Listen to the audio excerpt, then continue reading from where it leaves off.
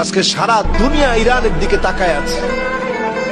ইরানের হেরে যাওয়া মানে আমার হেরে যাওয়া, ইরানের হেরে যাওয়া মানে মুসলিম উম্মার হেরে যাওয়া।